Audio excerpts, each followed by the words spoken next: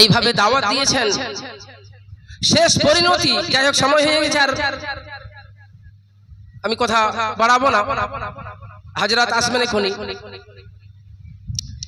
হযরত আমার শিক্ষক হন, আমি ওনার কাছে পড়েছি, কাফিয়া পড়েছি এবং কুতুবী ও সুল্লাম পড়েছি পাঁশকুড়া মাদ্রাসায়।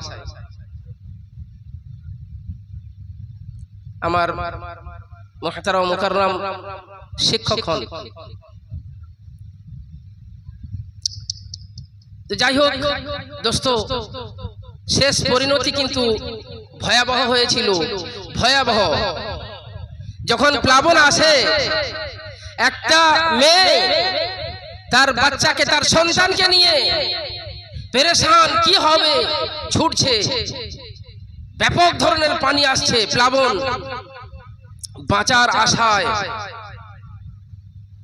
বাঁচার আশায় ছুটছে, প্রাণের ভয়ে।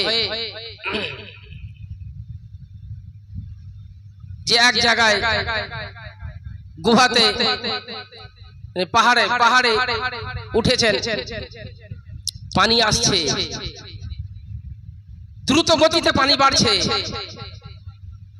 প্রাণের ভয়ে ছুটছে একটা সন্তান, একটা মহিলা, নূহ আলাইহিস সালামের জামানায়। আর তাকে প্লাবন ধরছে, পানি হাঁটু পর্যন্ত, কোমর পর্যন্ত, গলা পর্যন্ত। বাচ্চাকে এইভাবে তুলে, তার মা এইভাবে বাচ্চাকে তুলে রেখেছে হাতে, পুরো পানিতে ভাসিয়ে দিয়ে মাও গেল, সন্তানও চলে গেল, পুরো শেষ, নিস্তেনাবুদ হয়ে গেল।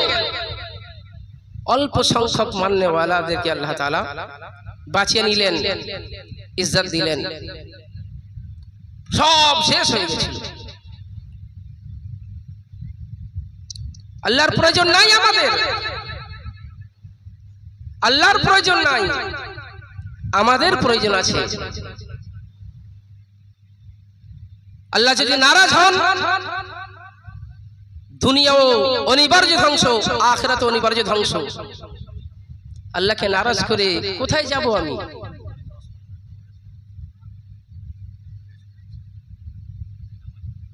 আল্লাহ তাআলাকে নারাজ করে আমরা